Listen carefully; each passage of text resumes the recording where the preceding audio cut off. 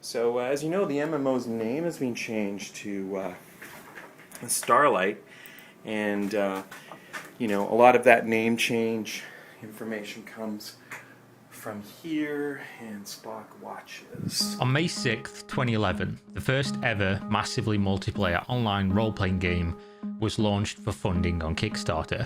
And the interesting part about this project is that almost no one even remembers it existed, despite it being such an outlandish and weird story. The original project on May 6th was asking for a very small sum of money, just $50,000 US, and what they were claiming to be able to deliver for this money was a solar system-sized MMO game, which is the hardest genre of game to create, usually costing tens of millions of dollars, with 3 to 5 years development time for even the largest companies out there that already have experience delivering on these huge games. But beyond the absurdity of that claim that they could deliver for such a small amount of money, this game had an even stranger component to it. They were backed by NASA, and stranger still, the government were involved somehow. Despite all this, the initial Kickstarter pitch was an utter failure. Unsurprisingly, since it was just a block of text, no images, not even a pitch video to try and raise $50,000, which was incredibly lazy and weird. Only a single backer decided it was a good idea, throwing in $5. Cal Sharif, the man behind the curtain, threw up the Kickstarter again just a few days later on May 12th, 2011, this time with a video and a few extra details. Hello, Kickstarter. Hi. NASA asked us to make a video game, and we need your help. It's going to be about the solar system. It's going to be set in the year 2035. You're going to fly huge spaceships. You're going to land on Mars. And we need your help. Why? Because NASA awarded a commercial license. So we are actually going to do an experiment. We are going to see if we can build a game and make it popular enough that enough people will play it so that games like this exist forever. Again, this failed, though this time reaching 53 backers and a couple $1,000s. But as the saying goes, third time's the charm. August 12th, 2011, the final and slightly more polished Kickstarter launched, this time reaching 962 backers and closing with over $47,000 in pledges, meaning the money was collected from the backers and handed out to Cal and his team. The assumption now being this NASA-backed space MMO was going to be created, and the prizes and rewards would be distributed to the backers depending on their level of financial pledge, which ranged all the way from a thank you for $5 to a special Mars duster jacket at a staggering $2,000. As for the pitch itself, well, this is where the confusion begins. You see, Cal Sharif wasn't proposing that they could create an entire MMO set in the vastness of space for just a measly $50,000. That would be silly, wouldn't it? Instead, he openly admits that if they are able to raise that $50,000, or hopefully more, the government will then match whatever is raised up to $700,000 with a tax credit, as well as $500,000 additional. Not only that, but the two companies that they were partnered with to produce the game were also awarded roughly $1 million to produce related content, meaning the project funding was considerably higher than what the backers would be able to throw into the kitty, and making it a slightly more realistic proposition, at least for a start. As for the game itself, well, you can see why it excited some people, especially all the way back then. You've got to remember this is 2011. There was no history of failed crowdfunded or kickstarted games, let alone MMORPGs. Early access wasn't even a thing yet. People weren't jaded or informed on this topic. Add in the fact that NASA was written all over this thing, with their logo apparent all over the Kickstarter page. People obviously had high hopes, because nothing like this existed, a scientifically accurate approach to a space game. The world's top scientists a phone call away from the team, available for consoles, phone and PC. You could engage with thousands of players in outer space, dozens of authentic missions, travel the solar system together, and not only play, but learn as you go. In fact, this was part of the pitch that involved NASA in the first place. They wanted to make learning fun, and what's more fun and interactive than video games? They wanted whoever they partnered with to make something that convinced kids and young adults to get into STEM-related fields, and perhaps they would then be the future scientists and real-life space explorers. Hopefully, we're going to see a game when we're done that's got cutting-edge graphics, that's got very riveting gameplay, and at the same time is educational in the areas that NASA focuses on, which are science, technology, engineering, and mathematics. Which honestly, in a vacuum, doesn't sound like a terrible idea.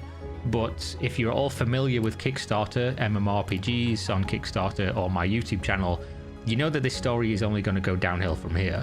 Which means they made an incorrect decision in trusting who they were going to give this project to. But with that being the case, money was raised from the fans. The game presumably was now starting development, and it was just time to wait, which is exactly what people would do, because the updates for this project were not exactly shining bright like a star in the night sky. In fact, it's difficult at all to even find the updates, because Cal Sharif posted very infrequently, sporadically, and inconsistently to the Kickstarter page. Not just that, but the website has since vanished, and the project was so unknown that little of its history exists online. Luckily enough, I think I've got enough to piece together the major developments, what little and incoherent they are. At first, things were understandably slow. After all, Rome wasn't built in a day, and neither was a space MMO for $50,000. But even right at the very beginning, there was confusion over NASA's involvement. With NASA's logo all over things such as t-shirts, articles started to circulate online from publications like Wired that read, "NASA raising funds on Kickstarter," which is an incredible problem because NASA's not allowed to do stuff like that. This led to the branding being pulled from the page, presumably at the request of NASA in the first place, which led backers to speculate NASA had pulled their support, which would have been a huge blow to the project. And honestly, at this time, many people probably didn't understand the convoluted relationship between NASA and the MMO being created, assuming NASA were directly involved somehow with funding or actual development, which wasn't really the case at all. All the funds were being raised directly by Cal and the companies he was working with, and NASA were not working on the game. They were just there to provide expertise. Cal immediately had to address these rumours in the Kickstarter comments section at the time, but actual news of the game's development was essentially zero for the first few months. Cal mostly posted thanking people, answering simple questions, and then began talking about funds they were raising and making Kickstarter updates about partnership with other companies, such as Pug Farm, a Canadian business focused on gamification and social online engagement, as well as a grant they'd apparently secured for something that sounds completely unrelated to the project. But Cal reassured that the money was going to directly fund the MMO people were now waiting for. So after this and for the next few months, things slowed down considerably, if that's even possible. Backers were asking Cal directly for updates, and he was promising updates within the next week. But that week came and went, as well as that month, and the month after, with no such update. Cal did return to promise another big update which involved NASA's approval 2 months after, but even a week later, it still didn't happen. As Tom Minton, a super backer of the project, pointed out, another promise of an important update, showing frustration with Cal's overpromising and underdelivering on even basic communications this early into the project. But honestly, even if they'd have gotten this update early, people would have been thoroughly confused because it was weird. Even with the information I have now in hindsight, it's just odd. So Cal required NASA to sign off on this apparently almost a month before, but all it was doing was talking about badges, not the animal, a badge, something you'd pin to your coat or whatever. What he described in the eventual released Kickstarter update on August 3rd, 2012, basically a year after everything had begun, sounds kind of like an NFT before NFTs were really a thing. You see, Mozilla had created an open source badge software to issue, manage, and display digital badges, which had information contained such as who got the badge, what did they get it for, basically like an achievement you could get and show off on your profile like on Steam or Xbox or whatever. The big news here between Cal and NASA, the big collaboration that somehow related to the MMO people were waiting for, was that people could earn a badge he'd created for playing an entirely unrelated demo game set up to commemorate the Curiosity rover landing on Mars. You're probably as confused as I am about how this has anything to do with anything, especially the game or the Kickstarter, but you know who was more confused than me and you at the time? The people who'd given him money for the project. People like Sean Williams, who asked precisely what we are asking right now. What does this have to do with anything? He also asked a few other important questions like, who works on the game and can we meet them? What do they do? What's their background? Why is there a bunch of news about partners and unrelated things, but nothing about the thing we're actually here for and want to hear about? Cal responded to this directly, claiming the team was 14 strong and in development fully as of June 1st, as well as declaring they had 2 offices, one in Sunnyvale and one in Winnipeg, which is strange considering the company to date only had a couple $100,000, and 2 offices would be an incredible expense for such a business. But he did say one was mostly digital, whatever that means. He went on to clarify that the badges were important because they are using Mozilla OBI in the game, but that still doesn't answer why this was an update that anyone looking for information about the game would actually care about. Especially considering nobody had seen or heard anything about the game's development in the first place, such as it existing in any meaningful way. He ended this by basically saying he wouldn't give much away because other games do too much of that and he didn't want to fall into that trap, but then offered to have everyone meet the team via video. This didn't really address Sean Williams' concerns, and he responded stating, "I don't need a video. Just a blog post would be sufficient, just to get in-depth information about the people involved. Who are they? What have they worked on before? Stuff like that." Unfortunately for Sean, Cal Sharif didn't think this was possible, and he did so in a very odd manner. I'll read it to you as a quote, but try not to cringe. "Well, smile. That is possible, of course, but our sense of secrecy at the moment precludes it." Which is a weird way to put things, especially with the smile part, but also because these people had given him money, and so far no one could even verify that there was a single line of code written or a single person being paid except for Cal himself. He did promise more stuff to come, including an exciting release with more substance before the end of 2012. This was in late August, so this did give him a few months to deliver on whatever this new exciting thing could be.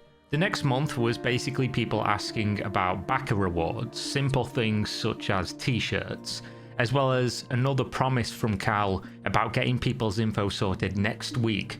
And then a month passes by and somebody asks for another update and Cal says it'll be done soon, again. It's unclear to me whether or not Cal was using some sort of space age understanding of the word soon, because even 2 months later in January, the shirts still hadn't been mailed, and he was simply offering more promises that had previously been unkept. And this wasn't just about shirts, because the gameplay update was equally inundated with this idea of soon, as Topher Davila asked for a time frame on the game's release, as the project was already over the estimated shipping date from the Kickstarter page. To which Cal responded, discussing funding yet again, claiming to have made an additional $250,000 to the $50K they raised, and needing another $500K to operate from February 2013 until September of 2013. Which you might notice is seemingly answering a question that nobody asked. But he did also offer a release date of an early beta as soon as possible, a demo next month on December 14th, and a G-Ball level in roughly March 2013, as well as an additional deliverable of the Apollo historical adventure in just 2 weeks' time. So it's important to note here that in December of 2012, Cal also updated the Kickstarter officially with news that they'd finally received federal funding for the project. If you remember, they were talking about early on they were going to secure a massive amount of money from a government scheme. Within this, he claimed that they'd received a whopping $750,000, meaning that the project now had close to or around $1 million to work with, which is of course a substantial increase over the initial $50,000 that the public gave him. This should have been great news to the backers and for the project, but there was still obviously a bunch of questions that related to the communication so far. Some of the questions would have been, why was the MMO releasing so many different demos and non-MMO products instead of just the one thing that was promised? Why was all of the communication about a bunch of little things and not about the actual game that people cared about? And directly regarding the communication, because for me, as somebody who spent a considerable amount of time looking into the Kickstarter projects over the years who didn't deliver, there are weird little details here when you look into it that kind of stick out in your mind. such as the unnecessary and unrequested details of money in many responses to unrelated questions, as well as contradictory and vague comments about team members that no one had any evidence of even existing. For example, a previous comment I showed you, he claimed to have 14 members, but here a few months later he claims, and I'll quote, over 10, which is an odd way to refer to your team when you could just say the specific number, as you had already previously done. So moving on from here, with the additional massive amount of funding that should have obviously been pushing the project in the right direction, the next update was basically just more simple requests from the backers about the clothing that they were promised. 2 months after being previously told that they were about to ship, a question mark from a user named Death Nightslayer, a question mark that went ignored. But luckily the same month, 2 more comments were made in March of 2013, both of which pointed out the inconsistencies, the useless information being posted that no one cared for or asked about, and the ultimate conclusion that they were being hoodwinked. This is nothing out of the ordinary. When you're multiple months or years into a Kickstarter where people have given money and they've seen nothing of real substance and the communication is so lackluster, of course people start asking these questions, you know, have I been scammed? Some of the questions that you'll see around this stage are, of course, where's the game? Why do you keep saying things that are unrelated to the game? Why is information changing all the time? Why do promises keep being made and then broken or ignored for weeks or months? And where's the money? Cal, who had at this point ignored some of the questions, and especially the question mark regarding merch that had still not shipped, appeared the very same day and replied to these questions directly. But not before talking about badgers yet again, and no, not the animal again, badgers from Mozilla. He mentions that he was in Chicago talking about badgers, as well as Starlight, which was the game's new name apparently. But the rest of the response was what I'd once again call odd in so many ways that it's very difficult to tackle quickly. To start with, I have to take you back slightly from current date of March 18th, 2013 to October 4th, 2011, during the Kickstarter initial fundraise. Cal made this update post showing off an entirely unrelated game that was in production at his studio called Project Moonwalk. He opened up the post claiming that any backers of the MMO Kickstarter would be entered into a raffle, with 50 donators receiving the game for free. Which is fine, right? You can work on multiple games, that's not a problem. But when you go back to Cal's reply to the users asking if they could have access to any of the games that Cal had claimed was finished, he then seemed to suddenly remember and stumble into the idea that, yes, I should probably give you guys a copy of this game we've clearly been spending time working on these last 2 years while we were funded to be making an MMO that you're waiting for. He promised to send copies of that game the same day to the backers, and then clarifies who the companies involved are, as well as finally gives a list of team members. But again, you're going to see inconsistencies here because he lists 8 to 10 people full-time since August, which he claimed in November of 2012 was over 10, and earlier in the year was 14. The numbers keep changing very drastically and don't seem to add up in any way. He then, again extremely strangely, says that, quote, NASA projects take a lot of time, but they are well worth the wait. Which is odd because this was not a NASA project, was it? That would indicate NASA had a direct involvement with development and this was their project, because in the English language, NASA project would imply ownership from NASA. But this was a game being made by a private company, funded by investors, grants, tax credits and the public, not NASA. In fact, the only involvement NASA had was that they had access to employees and data as part of their agreement. It seemed like he was using this involvement of NASA as some kind of shield to deflect criticism, as well as it had already been used to lend credibility to the project. Because why wouldn't it? NASA being involved is like a huge rubber stamp of approval. That being said, he did post a link to a video at this time, presumably showing progress of the MMO, but unfortunately it's now been lost to the black hole of this game's history. The next update was more promises that things would be coming, including a post the very next day and every day until something is available to be downloaded by the backers, which would have been great communication, and for once Cal did deliver on this communicated promise. He did post the very next day, promising the game download to be sent out later, which you will be very surprised to know didn't happen.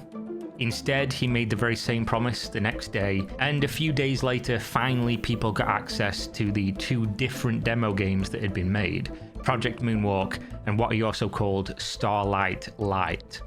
Updates beyond this point include Death Knight Slayer repeatedly asking where his jersey is, which still hadn't been delivered by June 30th of 2013, another 3 months after he'd been told it would be this week.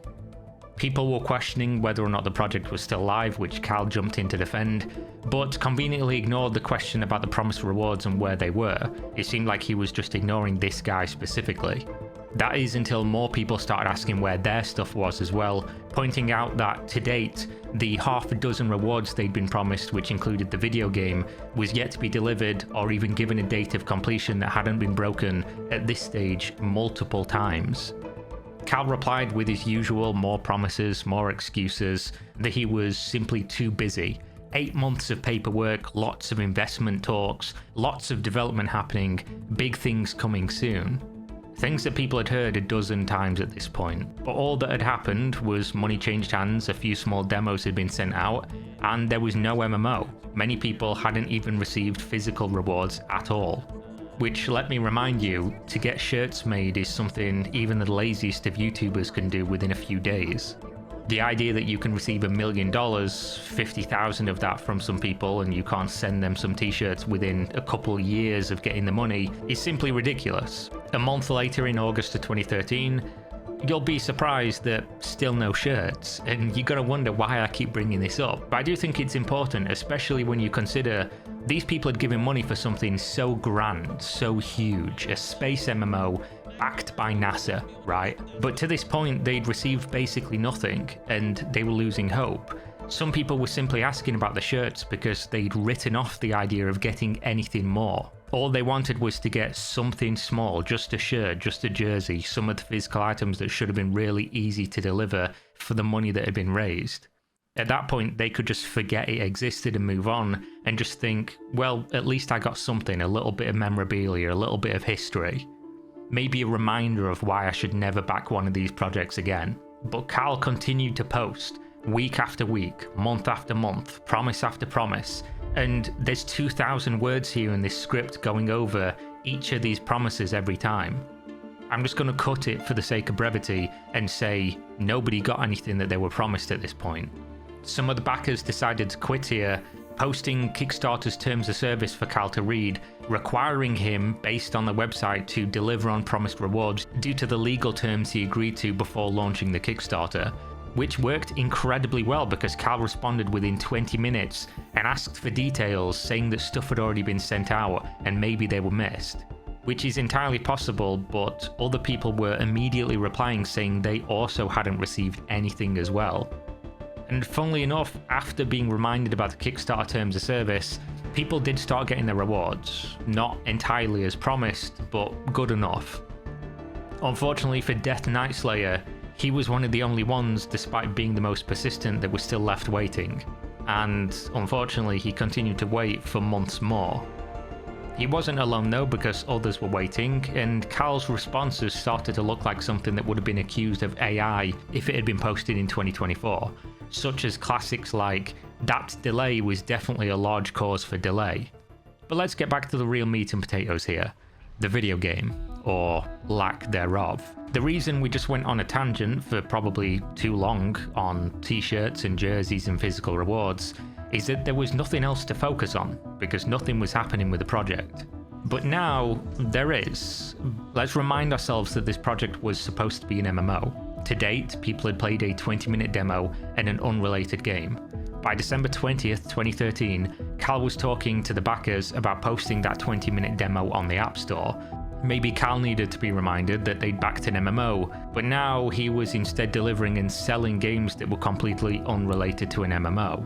And that is exactly what happened, because on January 27th, 2014, Project Whitecard Studios Incorporated released a game on Steam called Starlight Astronaut Rescue, complete with a "developed in collaboration with NASA" disclaimer.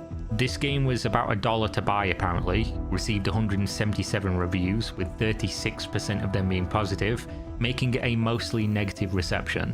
This game is still available on Steam right now in late 2024, though it costs about $3 now, which is a crazy amount of inflation.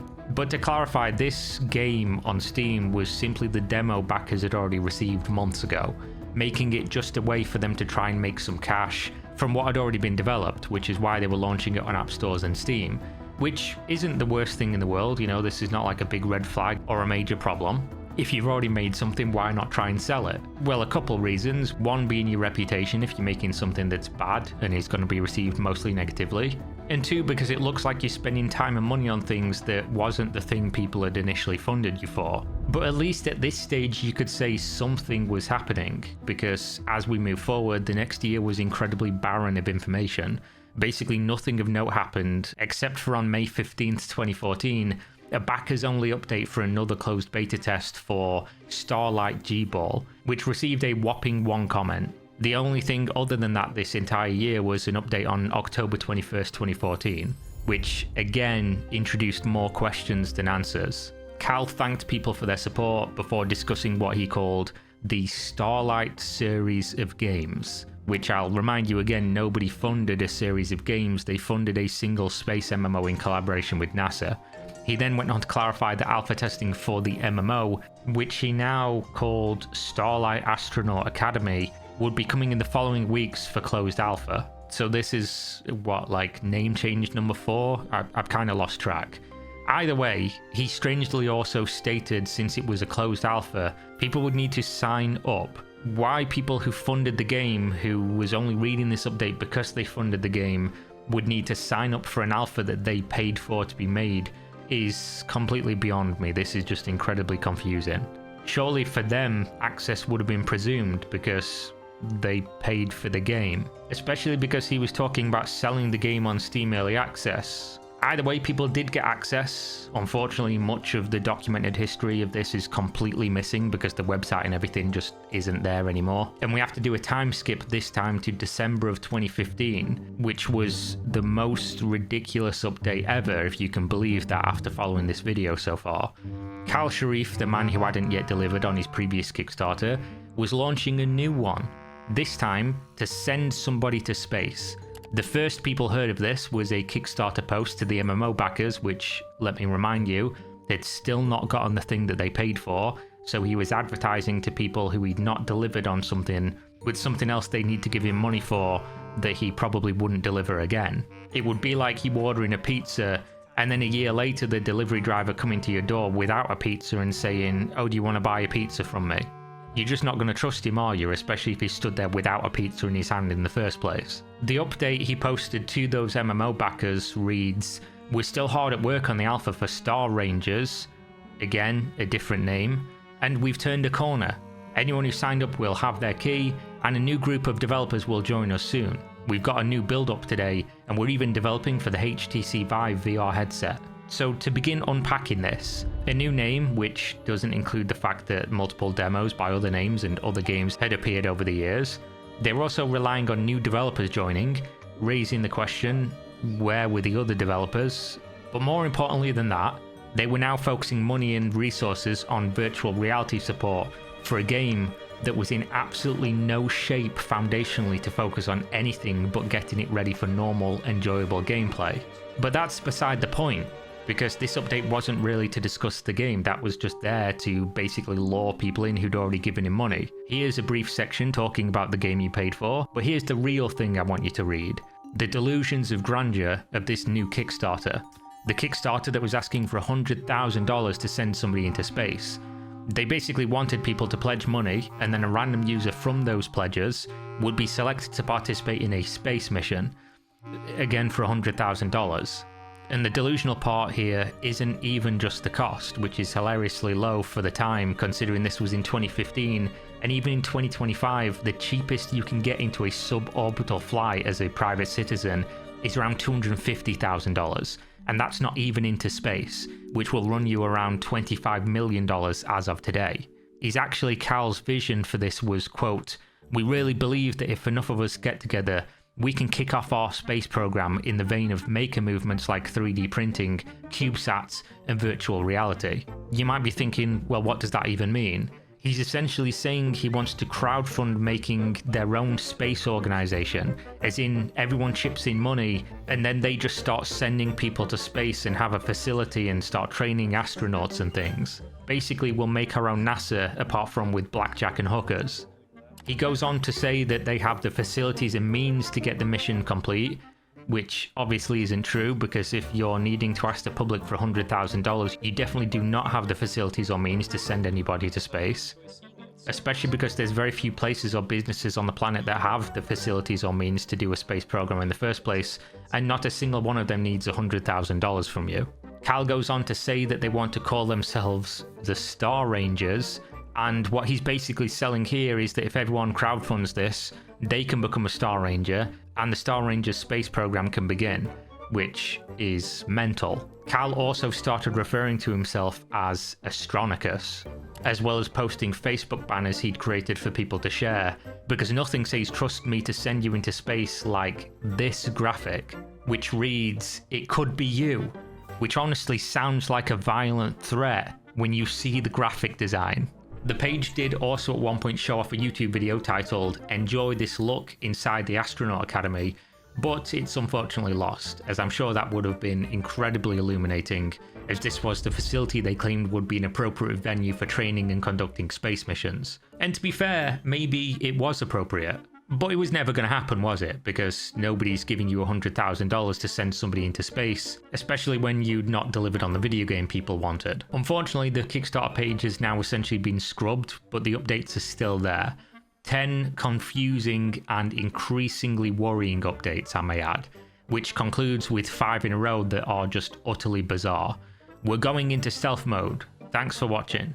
In terms of going quiet, our situation has changed and we hope you bear with us and join us at another time. More facts about the game, and then talks about the Star Rangers video game briefly. No PR to be released. Thank you for joining us. TBD, more announcements are to be determined. Thank you for stopping in. And then the project is cancelled and everything vanishes.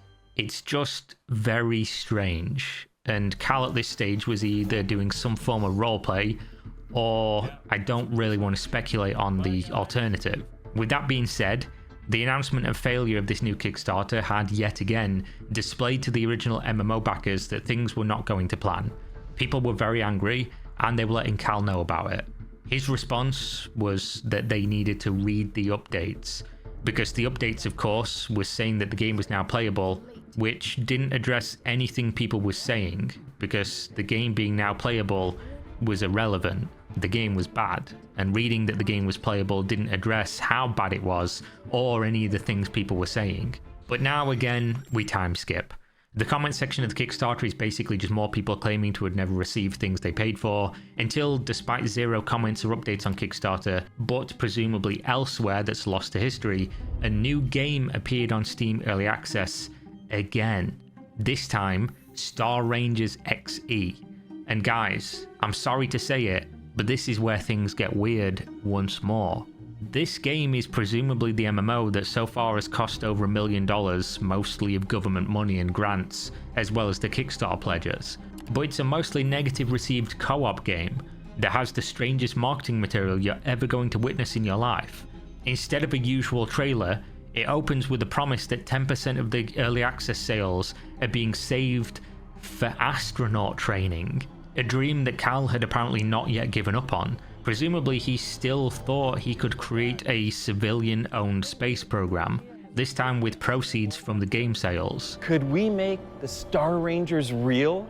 Could we make a real citizen scientist organization and send somebody into space? I think we can. But judging from the reviews, of which there were a whopping 119, with only 29% of them being positive, 10% of that money would struggle to send somebody to the local Walmart in a taxi, let alone to space. What's stranger still is that unlike regular Steam game descriptions, this one opens with Cal talking about having a conversation with Bill Nye the Science Guy while at NASA, because nothing sells a video game like an unnecessary self-insert from a stranger talking about how they know Bill Nye. Not just that, but the entire Steam description completely contradicts everything that the Kickstarter backers had been told for the last 5 years.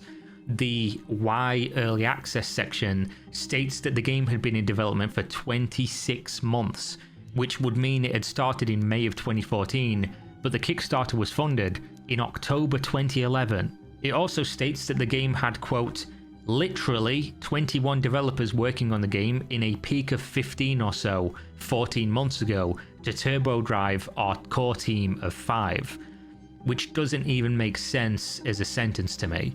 I think he's saying that 21 different developers worked on it, but they only ever peaked at 15 total.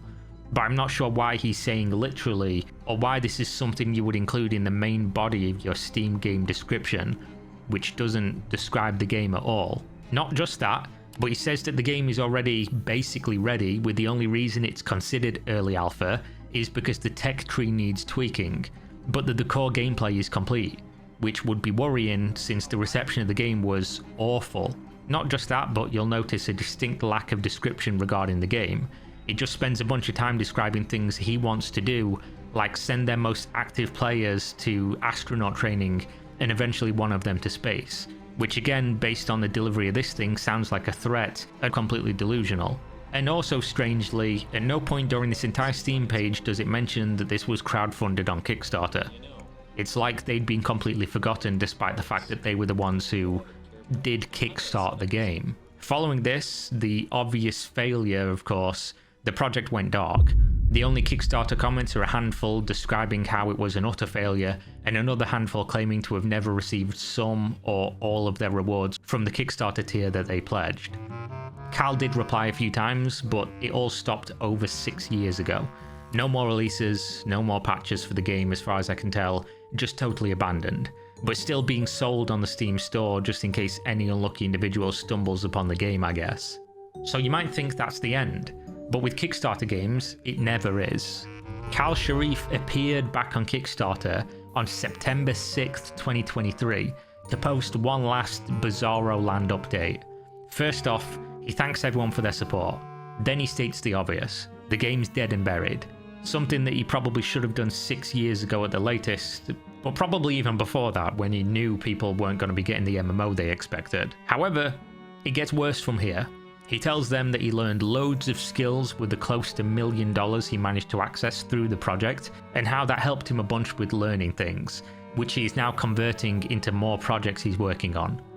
Which obviously means he's had access to money somewhere, because he's releasing other games and programs such as a virtual reality training application and a space-themed VR game.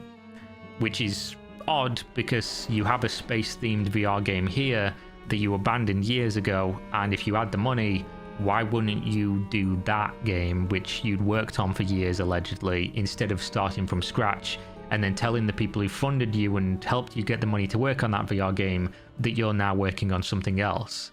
But then in an even more bizarre turn of events, he states that if he somehow got access to, wait for it, $40 million, he would use a portion of that to make this project become what he wanted it to be. Then once again thanks people for their contribution, which he says contributed to something meaningful, which I'm not sure what he's referring to other than his own personal interest. But obviously people were unhappy with this. They started asking obvious questions like, why are you posting this now, after so long abandoning the project and the game? Not a single word about it on Kickstarter for 6 years, and then here you are. To which Cal replies stating that people should play the game on Steam before speaking, and that if they share the game reviews, it would, quote, significantly elevate the game's visibility and success, and that, quote, to our knowledge, this is an opportunity that hasn't been fully utilised yet. It's just really, really weird. He also offers to send codes to people for his new game, but he's worried because gifted copies, positive reviews don't count towards the review score, which has a bunch of baked-in assumptions such as, if you give me a copy of this game, I'll positively review it. Generally, just all around an odd vibe to this entire thing. Even more so when you go to his company website, which lists all the projects that they've worked on over the years, going back to even Project Moonwalk. But the weird part is that unless it just doesn't show up on any of the browsers I've used, which I did try a few, even when using the filter for NASA or PC app, not a single demo or game related to the Kickstarter MMO is listed on this website. They have a news post from 2009 discussing their NASA MMO competition that they won, but the game or the demos are just nowhere to be found unless I somehow missed them. Now answer me this: why, if you spent 5 years working on something, received over $1 million for it, and worked with NASA on it, something you very clearly are passionate about, would you keep it off of your portfolio? But you keep a section about badges that you made with Mozilla Open Badges in collaboration with NASA, something that you said directly contributed to the MMO. Either way, that seems to be the end of the space MMO saga. An entirely bizarre story from start to finish, and one that honestly set the pace for what to expect from the MMORPG genre on Kickstarter. This was the first project to ever try and make an MMO from Kickstarter crowdfunding, and it turned out similarly to all of the others. Massive question marks about what was happening at every step of the journey, constantly missed promises, terrible, awful communication, questions from users of whether they were being taken for a ride, and a thoroughly confusing figure at the center of it all. The saga of Kickstarter MMOs continued on from here exactly how it began, sometimes even worse. If you want to see some of those videos, check out my channel, there'll be a playlist in the video description, but that's your random internet history for the day. Thanks for watching. All right, recruit. Take out those asteroids. Remember, they're just like giant. Potatoes, got it, Commander. Potato! French fries. Bart! Potato. Potato. Potato. The Star Rangers need you. We have more ships.